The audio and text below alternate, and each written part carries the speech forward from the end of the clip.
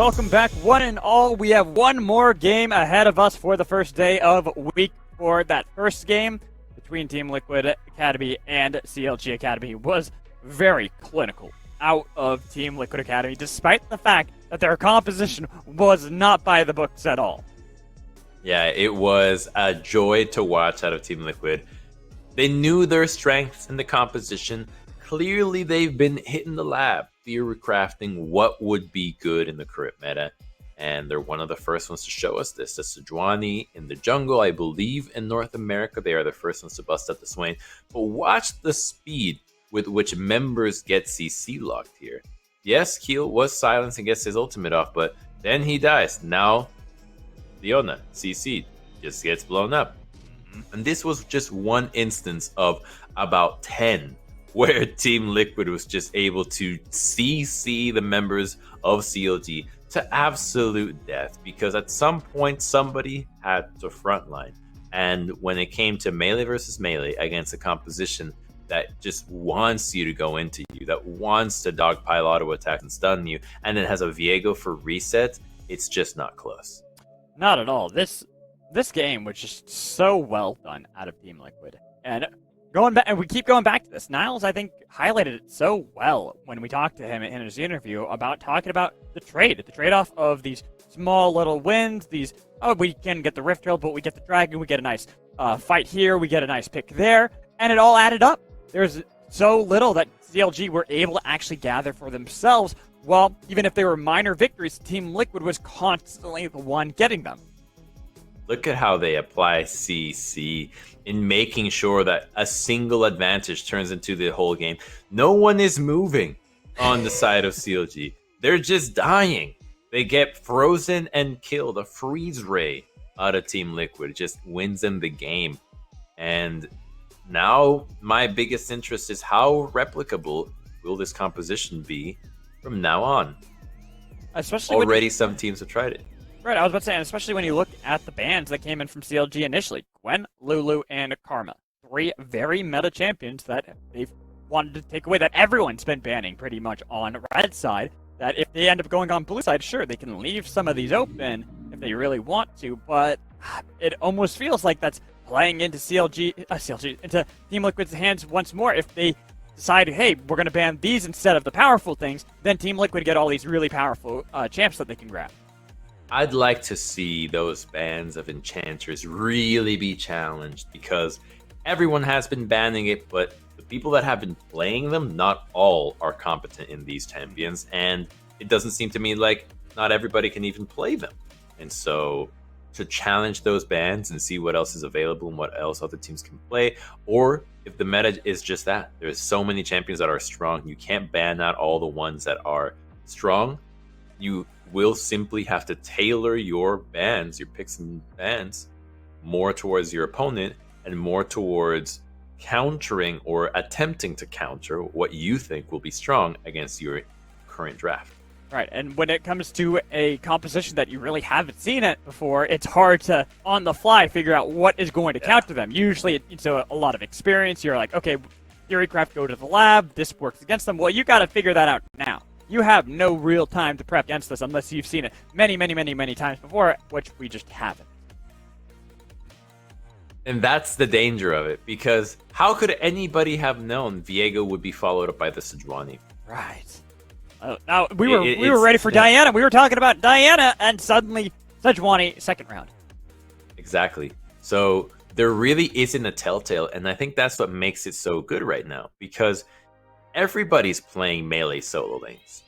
That's just the facts. So if everyone is playing melee champions, then Sejuani priority goes up. We have seen how it can fail. Control mages can be powerful against this, right? The key to these drafts is dealing with other melee picks. But if you're going up against champions that want to maintain a range, that want to CC you at a distance and make sure you never get to touch them in the first place, now it's a lot tougher. Right? The last time Sejuani was very relevant and was in niche compositions with things like the Yasuos or the Aurelius, because they would be able to find those angles to engage. These melee picks right now, they don't all necessarily have the strongest engage tools. And so control mages as a response to things that want to brawl with Sejuani can still be looked at as a way to deal with these picks.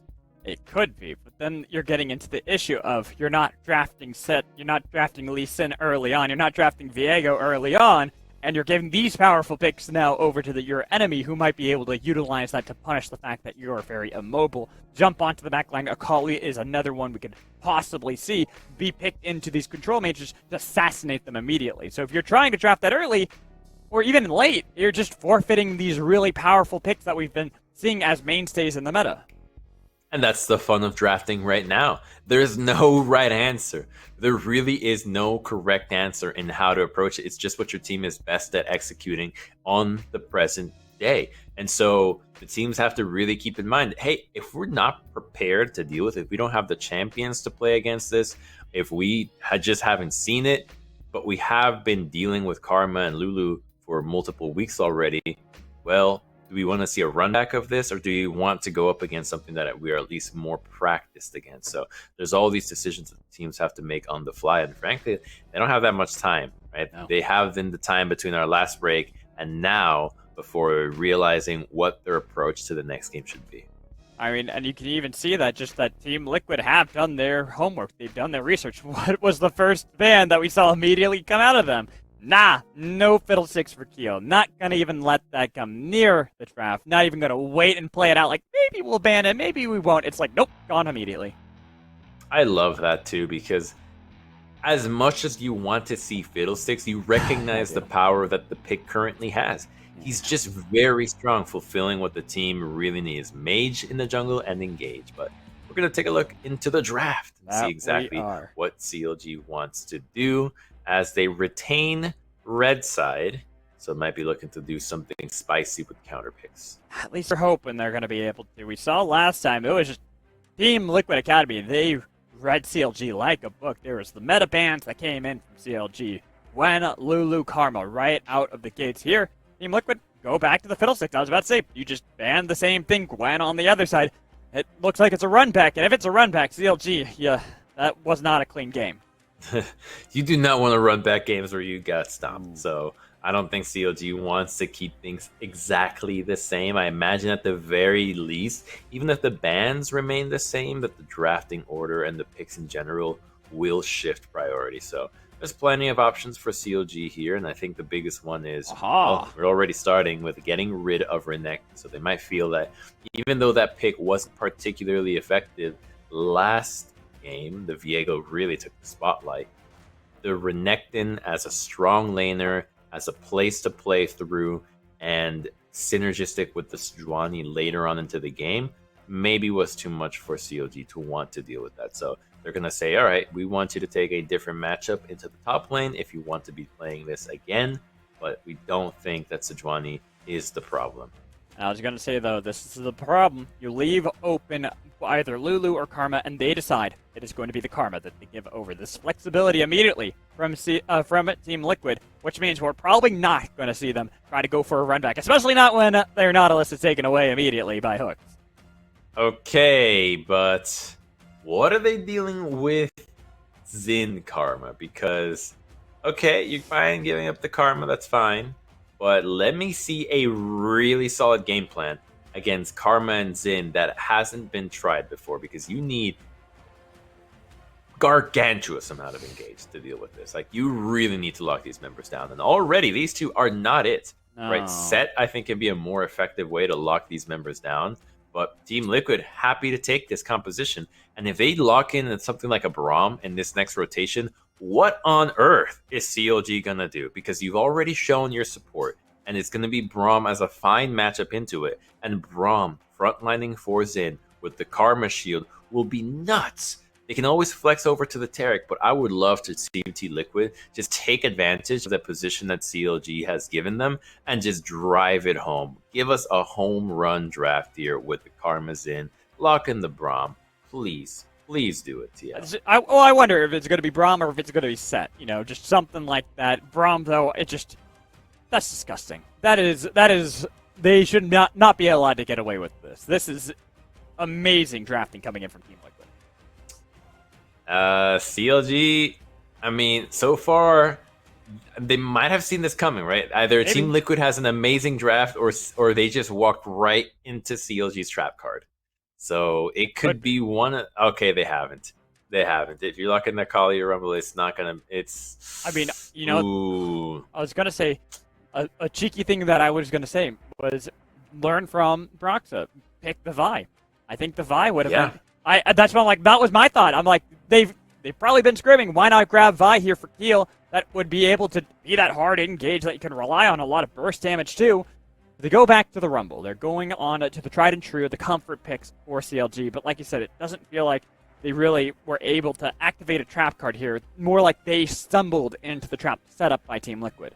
Yeah, and Karma has all year long been considered a really strong answer to the Rumble, because the speed up with the area of effect shield gets everybody faster out of the equalizer, keeps him at arm's length. And if that's not enough, the atomization is another speed up, and then the Braum is also going to be building Locket. So there's even less chance that the equalizer does any damage, because the magic resistance will be buffed up for everybody else. So Team Liquid Academy is already geared up to deal with everything CLG can throw at them. And they are just banning out any X Factor champions right now. They're saying, okay, Viego can get out of hand, can be tough to deal with.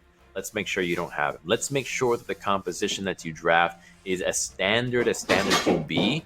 And that is where the Xin, the Karma, and the Braum trio will shine. You know, okay. I wanna say this right now, just in case it does happen. But what if CLG decide to do the ultimate bait, and this Rumble's actually going top lane, and they lock in the Vi last?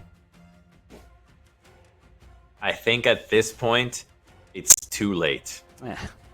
I tried, CLG. I was trying to think of something for you. They got this Callista that can maybe be able to create a little bit of distance for them, but oh god, especially if it's going to be a Xayah, you're just not going to be able to stick to that back line reliably enough. Armeo is going to be so confident just diving in with the Braum, with the Karma shield as well. I almost wonder if they just continue to pile everything into Armeo to carry. Yeah, that's the plan. Just buff up the Xin, and now Xayah will just be able to be one less target that can take the Nautilus ultimate. So Nautilus now will have less options. The question now will be the top lane. What do you select here? You could always go with something simple like the Gnar and just know that that lane will be fine on his own. There's plenty of options that Dokla can play. I think that Nocturne makes even more sense because your synergies with the rest of the team are also there. Just being able to be buffed up yourself from the speed. You get value from Braum being a heavy auto attacker, and the lights out make it a lot harder for CLG to actually engage. Now, Ryze, I think, makes sense as a potential answer to a lot of melee divers, but I still highly favor what Team Liquid has done. This combination has been terrorizing the world for the whole summer split. The Karma and Zayn has almost never been allowed ever since it was known how strong it was. And CLG just did it now. If they can pull this one off, kudos to them. They will be one of the first teams to actually take down this draft. It is looking like they are facing off against the mountain right now. That is Team Liquid Academy, Spawn and their coach. Coming in from Oceania. The mountain does really win that. Mm-hmm. I was about to say, it's looking like they're not going to be able to climb to the summit unless they can pull off a miracle. There's a lot that is in front of them. I mean, there is always the possibility, but they've encountered top lane from Dokla grabbing this Nocturne into Lee Sin. The jungle matchup, sure, Keel might be able to clear a little bit faster than Jhin, but it's with the Karma, who's going to push a lot faster than RJS can early game. Bot lane is a null and void statement. All they really want is have Ayla be able to join up and help out this Xin Zhao. I'm trying to think. CLG. It's got to be a mid-game play. They've got to be able to find a proper pick on Armeo in this mid-game to shut him down early enough. Either win the lanes and get the kills, or get the Callista or the Ryze ahead. And even those two will have to be very far ahead because of the Braum. The Braum can be so annoying and disruptive in dealing with the damage that the Ryze can deal. But we're going to see what CLG's game plan is if they've got something cooking at the very start of the game.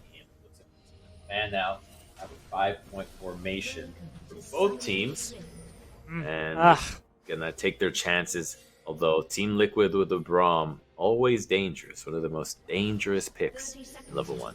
Armeo spotted out by that ward placed down by Keel. So they will know that he's trying to at least get a little bit of vision control onto the red buff. I wonder if he fakes out the ward. If he pretends to put the ward right there like that, then immediately peels back and then puts the ward onto blue buff instead. It's a common move to go for that one, but there are plenty of wards to spot out either side. Pixel Brush on the river now for CLG, and even in the bot lane, right? Everybody's just trying to make sure that they've got their entrances covered so that no one can go for any shenanigans. And I think that Team Liquid going to be happy with this one if their jungler does not get spotted, as the Xin often tends to be in the favor of going for these early ganks. And so if he can have his route entirely hidden, it ends up being more powerful because the enemy side won't know where to play aggressive, where they can play defensive, and so there's a higher chance that you can execute on the gank. So junglers start on opposite sides of the map from one another, both of them going to red buff, so it won't actually be any skirmishes between the two early on. But like you said, Armeo probably doesn't even care about that. He just wants to be able to find a gank. He's going to know that Harry should be able to get a lot of control over RJS. It's just karma of the matchup, having that Mantra Q early on always clears out a little bit easier than Rise. Top lane, similar kind of deal, where all you have to do is land a Duskbringer from Nocturne. It's going to be pretty easy, and then bot lane, you land a hook, and you get stunned. It's going to happen every single time. Every single lane looks difficult for CLG to be able to actually make work. Not where you want to be if all your lanes actually have no priority against Team Liquid with a Xin Sao on the other side. So at least Xin won't have all these incredible gank opportunities, because if the lanes are always pushing, they'll have to set up dives. But now that the bot lane does get to do something on the side of CLG, it's not a surprise that they're feeling like they have to make something happen, because everywhere else is going to be relentlessly pushed in. So if Team Liquid can be there for when CLG inevitably attempts to gain an advantage from the bottom lane, then they can truly shut down every avenue that CLG's got. Right now, Doko are going to be able to get a lot of damage on Tien in this top lane. The Lee Sin not having an easy time. Might even have to, if you could just clear out these minions, get a Tiki recall off, or that Dokla is going to be able to do the exact opposite to him to maintain this control, maintain the fact that Lee Sin is not going to be able to have a comfortable laning phase at all. Yeah, this is what we expect from Nocturne into Lee Sin. Not a matchup that Lee Sin's like. Nocturne just wins it every time, and now he's at half HP. If they can get the fear off, and he just used Safeguard. He's dead. Oh no, you're so dead. Even with the flash, they got the tether connected, and they're going to be able to pick up first blood for Dokla. The flash coming in with the root from RJS. Will flash away from Dokla, using the brushes to try to get away, dodging yet another Q, but it should only be a matter of time before that cooldown comes up once more for RJS. Dokla, are you going to be able to get the shield in time? He can't dodge away that time, but now RJS, where are you? You're so far, bud. And look at this. They've got Armeo nearby. They've got the tether, another tether, to make sure they can funnel more gold into this Xin Zhao. So close, but not enough. Almost. Really well played by RJ. Is trying to salvage that play. But at the end of the day, Team Liquid still win it out. And Tien, who's going to the top side, has to be really careful. Nocturne still has teleport. So Team Liquid can still surprise CLG if they attempt to go for a play on another side of the map. Oh, Keel. Yes. Okay. Yeah. That was a good call by Keel, actually, to force out that might make sure that it's going to be more difficult. You can even see top lane, that Dokla, who's shown back up into the top lane with that TP, was scared to actually continue that fight despite the tether, just because Keel was nearby.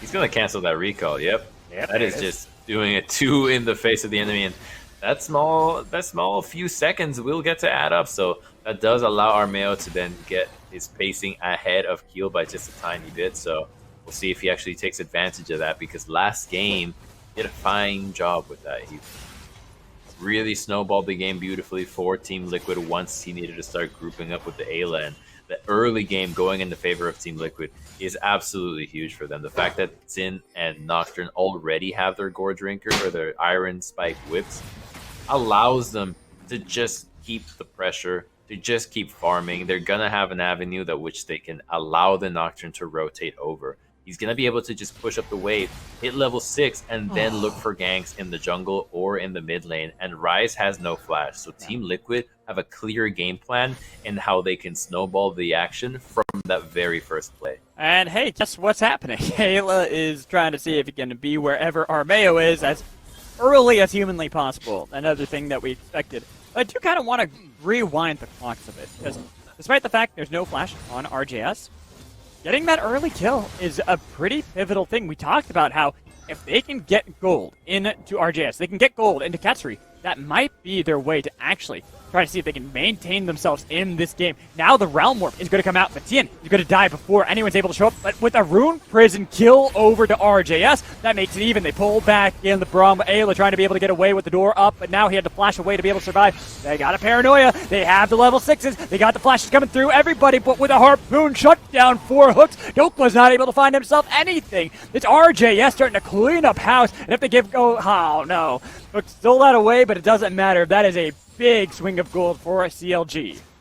They thought they could go in because the Paranoia was still available. They had Braum. They figured with the auto attacks of the Xin and the Nocturne, we can stack it quickly enough, focus the Rumble, but Ryze was the real threat. And so this initial gank is fine, except Harry is tanking the turret aggro. And so he has to path back or else die to the turret. He dies, Braum overextends, and here it looks like Team Liquid has made it out. But then they feel like re-engaging, but Rumble gets the flash away, and Ryze has been dealing damage this whole time. That is the one champion that CLG selected after the draft was seen in its entirety. This is what they have figured out can beat this composition, and it already has 3 kills. This is the most dangerous pick for Team Liquid, and it's going to be up to RJS to carry these fights from now on. That's what I was trying to highlight before the play, is that RJS got the kill. Sure, he died, but he got a kill. That's a little bit extra gold for us. Now 3 kills and 2 assists. He's nearly got himself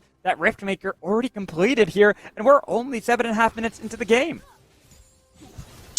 That is a very scary Ryze. If he can hit the item spike before Karma, who's supposed to be the fastest with her own Shurelius Reverie, then CLG would be in a position to actually contest a lot of these 2v2s because of how strong RJS can be. Harry got caught. Ooh, barely out of range. Can he hit it? Prison going to be able to connect, but it was not on top of the equalizer, so Harry will be able to make it out alive. Almost. Still had the flash, and so he managed to save it. But you can see that now CLG realizes they can play around the mid lane. No equalizer, so going for Dragon will be tough. And right now, it's that 1v1, the classic top lane, but Dokla wants to make sure that he's constantly winning, despite the fact, you know, having died in that earlier fight, he still has a massive, monumental lead over Tien. That lead is way too big. Tien needs to be very careful in keeping his health low. That was exactly why they dove him last time, and at this health, with these kinds of trades, Dokla might be able to pull that off by himself, so he needs to make sure that these trades in the wave are not as one-sided, or else Team Liquid will be able to consistently go back to this lane. Here he is. Let's see if Dokla attempts to go for it. He just used Safeguard. Again. Oh, he's dead. That's not good. He's just waiting to see if he can land the Duskbringer. Where's that Paranoia? When are you going to go for the dive? He actually is playing this one very, very patiently. He does not know exactly where Keel is. So instead of going for the dive like we'd expect from Dokla, he makes sure just to punish Tien and try to escort another minion wave underneath the turret.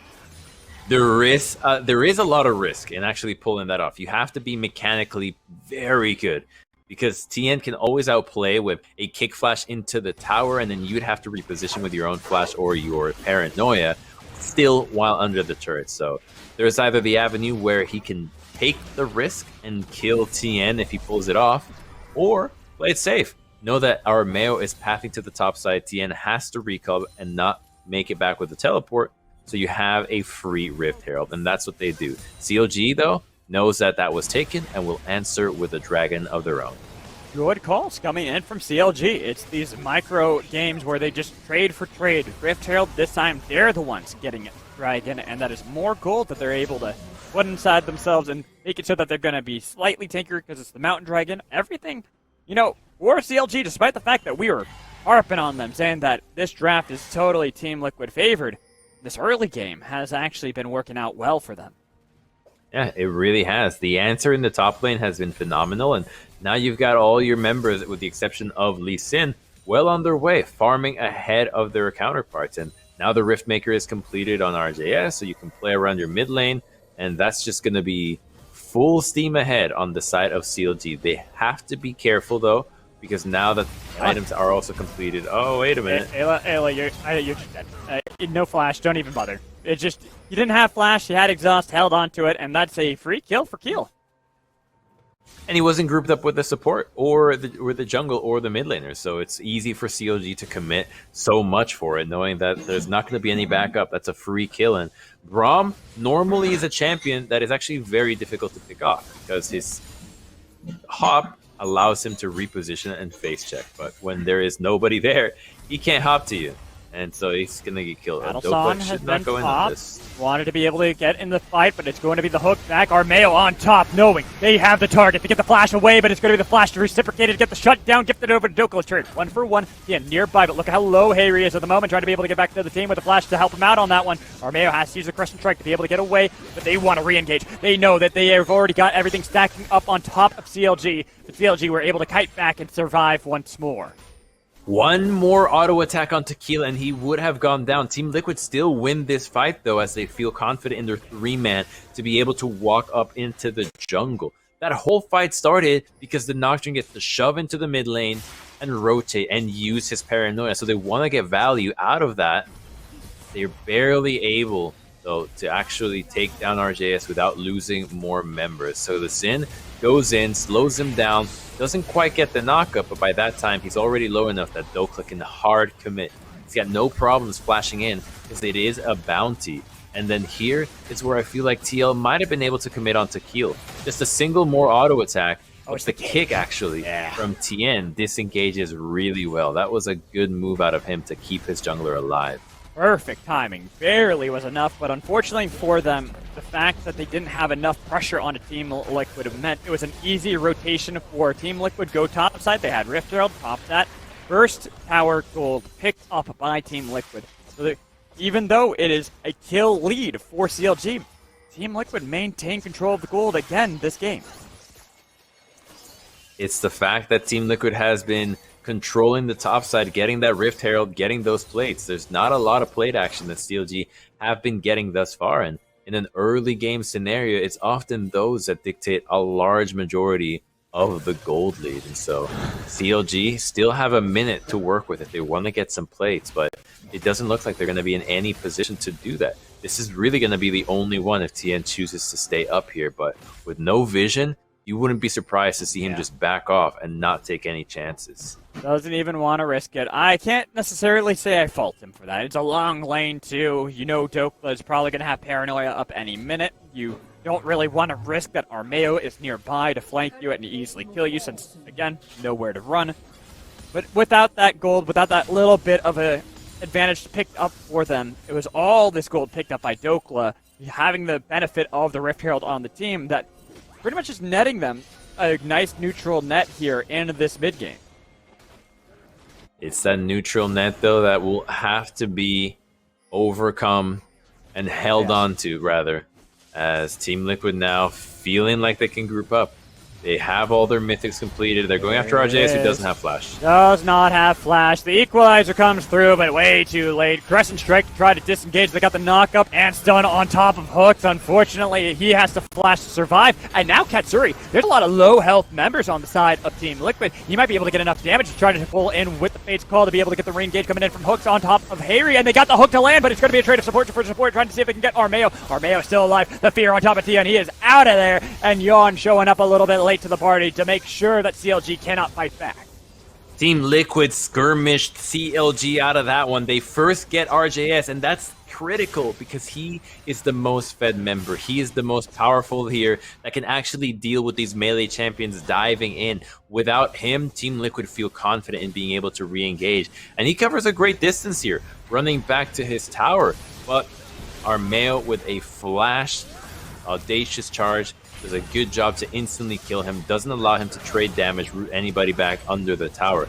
Good that Hook survived, but then when Katsuri arrives, he doesn't really have a target to go after. He's rooted this whole time, has to flash away, and by this time, the rest of the team arrives, but we got another fight going after RJS. RJS, he is fine, but it's just, you can tell he has a massive target on his back that Team Liquid will make sure no matter where he is that they try to kill him.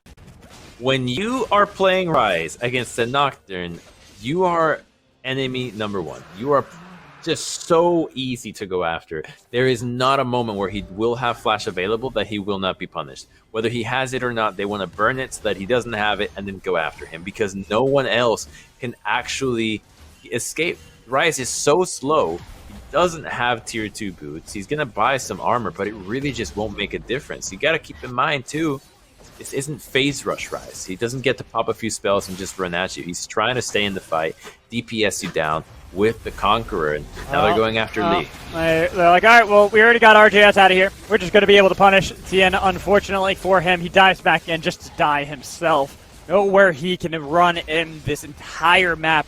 Team Liquid, this composition is meant to run you down.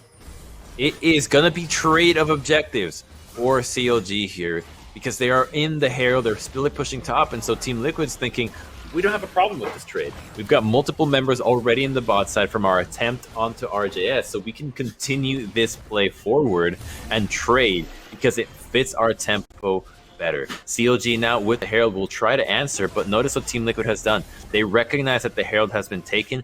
Everybody is basing and is going to the top side. They're trying to catch CLG, overstepping after the Rift Herald take, and if they can catch them and run them down with the Karma and the Zen, their value is going to skyrocket. Here they go. Paranoia. There's not an easy way for them to be able to get in. You can see the damage coming in from RJS. Armeo tries to be able to jump on top of him. He's got a big shield. Trying to see if they can run him down. Get the knock up with the Talon Strike. Killing spree coming in from Armeo, who has to dash back towards the minions. Hooks, though, he has been found out by Team Liquid, so the rest of the members of CLG, even if they try desperately, they just can't fight back. Only one surviving. Katsuri, he books it. He knows that that game is over.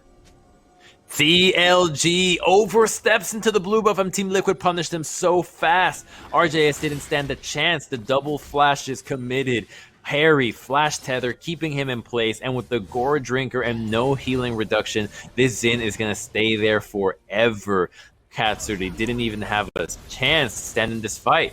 Lee Sin has to TP in here, but because Team Liquid engages so quickly, they know they have the numbers advantage. And while it starts as a 4v3 and a 3v4 at the very end, with Rise dying, it's once again the same scenario we've seen time and time again. Without him, there is just no damage on the side of CLG, and they have no way to protect him. Nothing they can really do in this one. Their only hope at this moment is see if they can somehow scale up. Try to see if RJS can be able to get more items, but they're never going to have any reprieve, not from Team Liquid, who constantly want to be able to get the fight, the fear to cancel the Realm Warp. And RJ, yes, he's got no flash, he's got nothing, nowhere to go. It is a rampage once more from Armeo, as Ayla is looking a little feisty in this mid lane, trying to see if they can get a 2v2 fight with the root. It's an equalizer to use. Ayla taking a lot of damage, but he put up the wall, and they got the connect out of the Winter's Bite onto hooks. Shields as well, trying to be able to disengage, but they just can't because Armeo, he's able to cut them off. No retreat, and an ace almost there. One sole survivor once more for CLG. The luckiest thing for CLG in that fight is that it's not 20 minutes yet, because Team Liquid would have taken Baron and ended this game right here. They are so far ahead. CLG just can't stay in the lane. They have nowhere where they're safe. Their turrets don't keep them alive. If they stood in their base, Team Liquid would still run towards them with the Shorelia speed, catch them, kill them, and then go back to farming. This is kind of how we expected it to unfold in the draft. They had to really rely on either Katsuri or RJS to be able to get ahead, and at first, it seemed like CLG had that. They had those 3 early kills for this Rise. But then Team Liquid, they put the bullseye onto the head of this Rise, and they have not relented since that moment. They just won't stop. Watch what Nocturne does now. He's just trying to stay in range of RJS. By himself, he could probably take him down. The Frozen Heart, though, is keeping him alive, so he'll probably have to bring in some reinforcements if he presses tab, but it now will force members of CLG to stay next to the Rise, and that will split apart their experience. They don't want to be in this position. They need to be getting more solo experience to catch back up in the levels that they're already missing on most members. And that one objective they were able to get in that Rift Herald, probably not even going to be able to get the charge, because Team Liquid can easily send down Dokla to be able to try to take down Shelly. Okay, we'll be able to get the charge, but not even going to be able to get the charge. Just takes down that objective and probably going to immediately try to turn for a fight. Now, CLG will have to send somebody through this choke, and that's when Armeo will pull the trigger and engage. They don't really want to be in this choke, no, but here they go. He did not want to go for that play. He got drawn back in by the Fate's Call, but look at Armeo diving into the back line to try to see if he can split them all apart. They're going to be able to get the knock-up, and Armeo, he's still healthy. Tien trying to flash away to be able to survive, but Armeo, he knows that he could dive right into the back line of CLG and take them apart. Katsuri kiting back away from Dokla, but now with the fear, he is going to die. Only Armeo, the one that they really have to focus on, and they could not do it. He survives the entire time, and now with the lone support alive, no survivors this time around. It's an ace coming in from Team Liquid, and it's clean. Oh, clean ace, and then the Baron. Just like the last fight, they are going to get everything they could possibly want. It's only now that the main objective, the main meal, the entree half Baron has been served, and look at Armeo just going in, right, dashing into 4 people, pops the ultimate. Dokla goes in even further, and then he's just waiting on the side. It's like, who should I go in after? Great. 1v5 once again. Pop the core drinker, get some shields. Only Rise does a lot of damage to me. One more spell would kill me. Pop the Zhonya's, and everybody on CLG dies.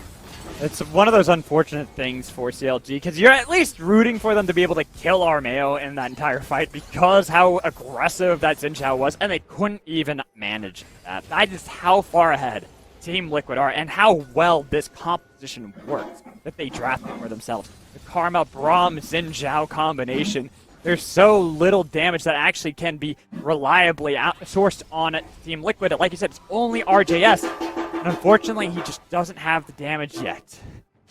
They're shadowing him, though. Look at how they use him as bait. It's for 3 members of CLG. It's like, all right, you like to kill RJS? Would you like to go for him one more time? Can I interest you in a lone Rise here?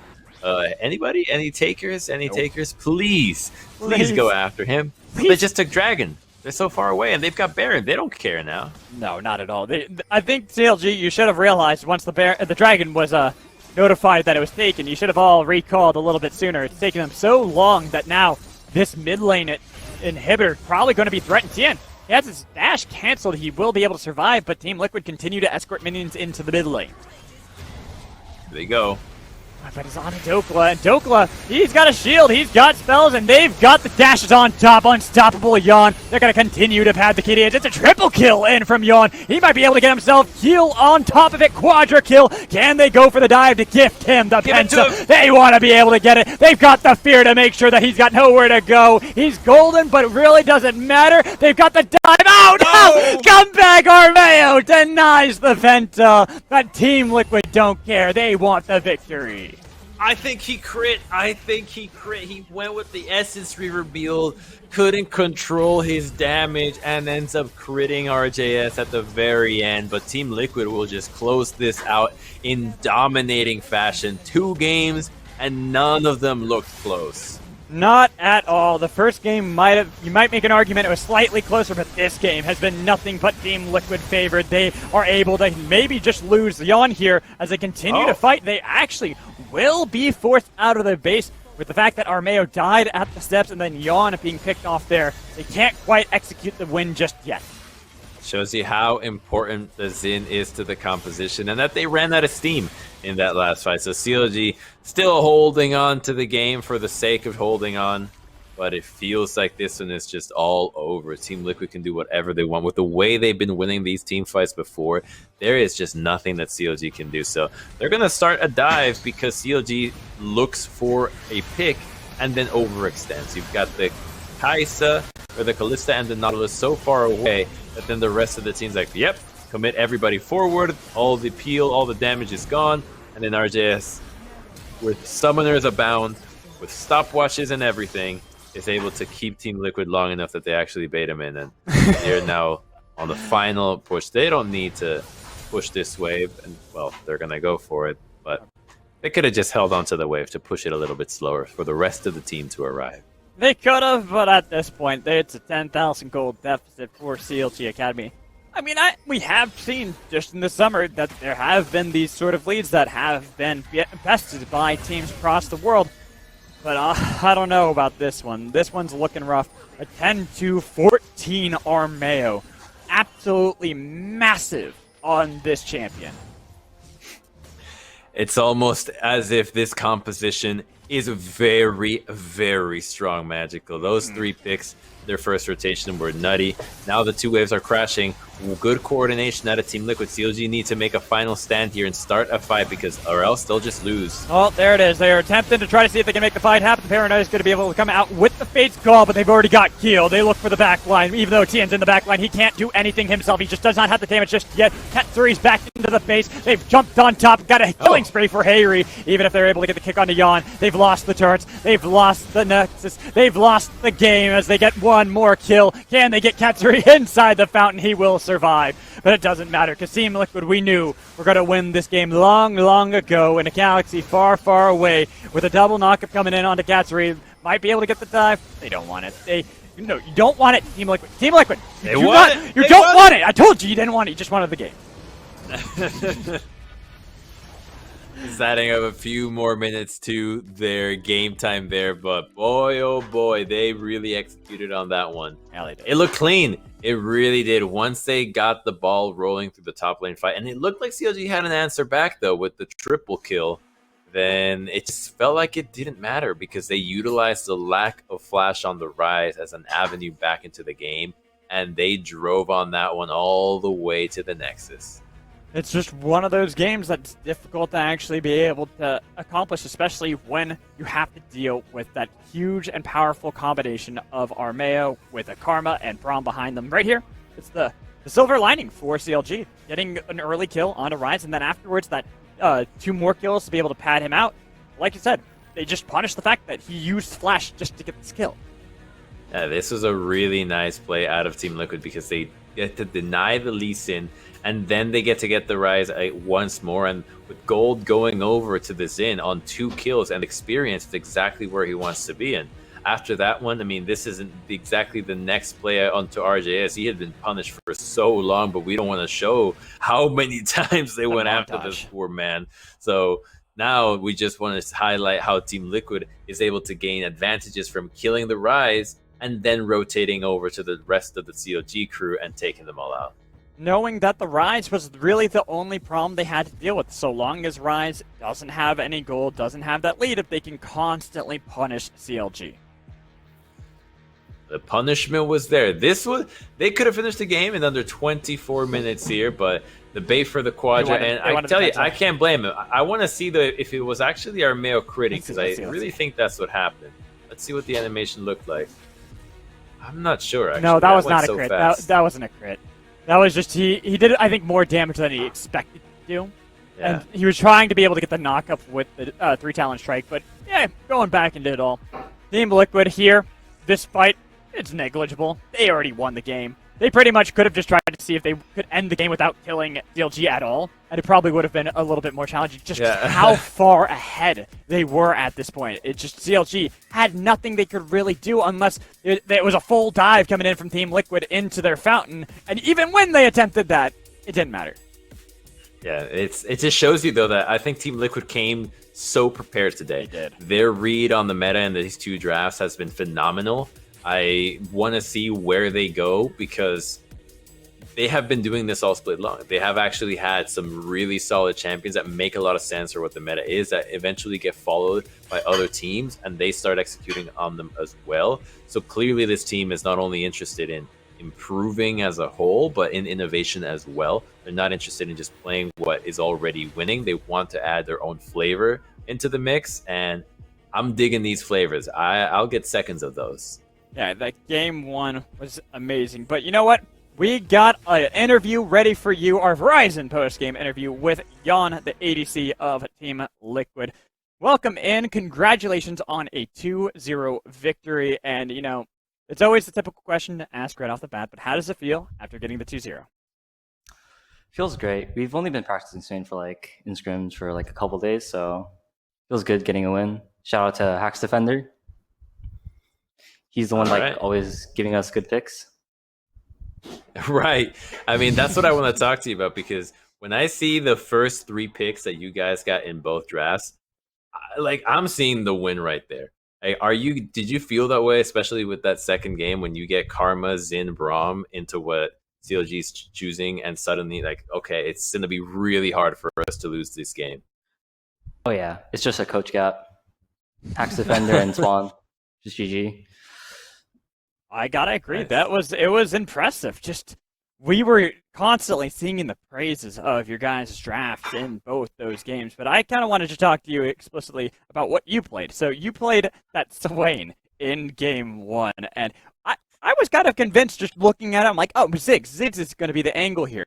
But then you bust out this Swain. And I gotta know the reason behind Swain over Ziggs, and so many other teams have been preferring to go to the Yordle.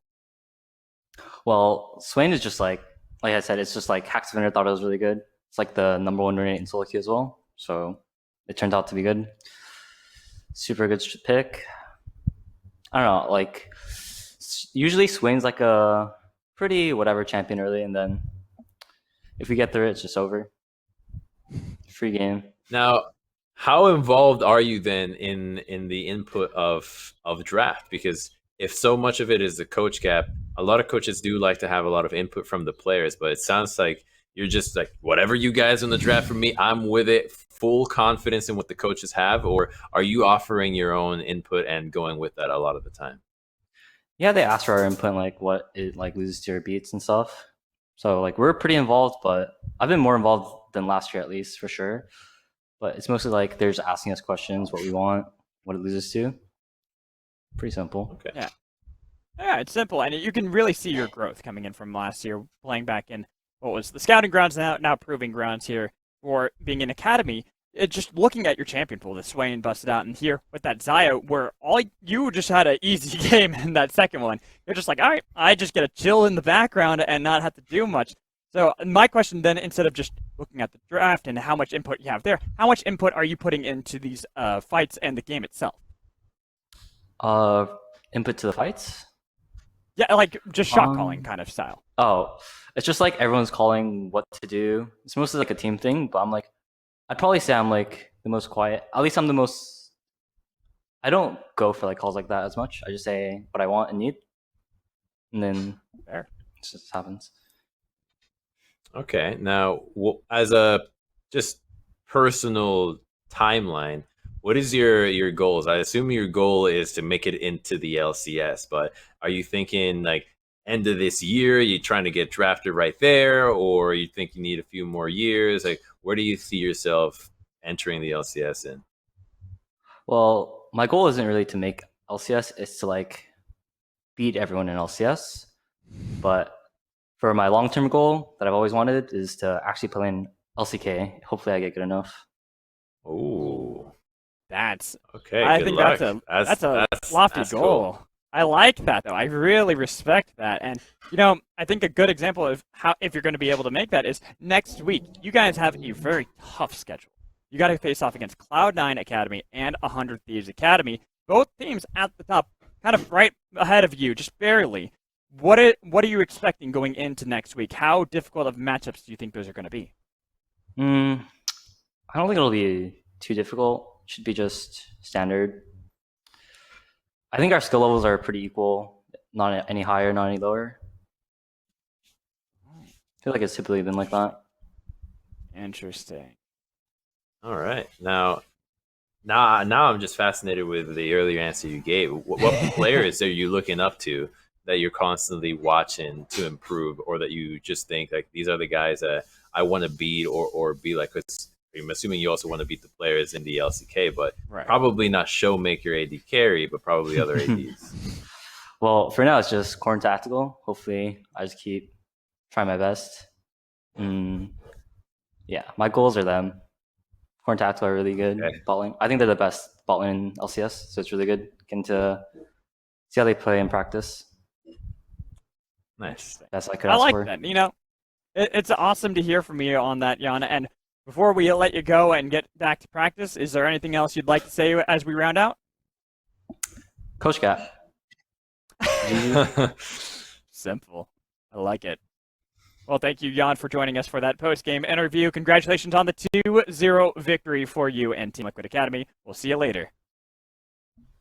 All right, Crumbs. Well, that was definitely a clinical showcase out of Team Liquid Academy on how to draft Coach Diff in that, as well as just they played those drafts amazingly.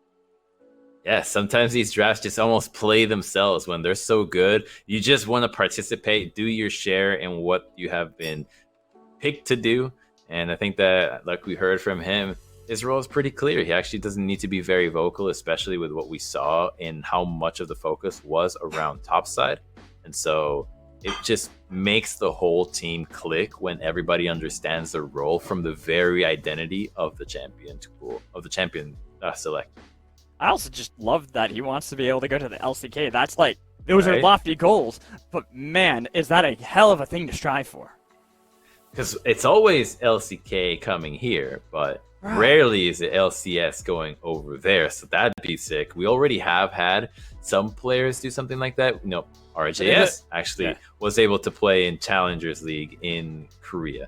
So we actually have a little bit of that, but we also have players from the LEC playing in the LPL. So that tells me that we are getting better. And in fact, if we as a region were able to send Yeon over to the LCK to a top team, I mean, that's a statement player right there from us. It really is. It's a great statement to see how they're going to be able to play on that and what they're going to be able to accomplish. But, you know, rounding out the day, we've had quite a lot of exciting action. The end of the day, though, I will say it was a lot calmer than I expected, especially after that second series where that game 2, man, did that get me sweating. Right? And then the earthquake after that one, but then I liked how we ended with Team Liquid actually having a really strong display, because you often want to see just how good these teams are getting. So we get to see the Golden Guardians come back. Okay, they're pretty solid. And then Team Liquid, like, contesting for the top, really looking like they are on top of their game right now and haven't really missed a beat. It was a single week of a hiccup with fitting Dokla into the lineup. But with this one, it felt like nameplates off. Tell me this player has been there the whole time and I'll believe you. Especially because we look on the other stream, and you kind of highlighted it as well. 100 Thieves Academy was able to get the 2-0 over Cloud9 Academy, and that is the first team that Team Liquid will face next week, where it will be quite a difficult task for them. Of course, you know, they still got tomorrow to deal with, but that is a rough schedule, because right after that, it's 100 Thieves, so this could be Team Liquid's chance to snatch first. Yeah, right? That's often the time where players will think, this is my time to shine. Yes, we're up against the 2 strongest teams in our league, but if we win, right, the upside of the win is just so much greater than it has ever been. And so I like players that rise to the challenge and see the opportunity in taking down the top dogs. And this is that opportunity for TL. Rarely do you get those 2 opponents back to back, and if they can pull it off this week, the confidence too that you get from that can take you all the way to the podium. That it can, but that's going to do it for us today here, day 1 of week 4. We'll be back tomorrow with more Academy, so make sure you tune in, and we will catch you next time. Peace out, everyone.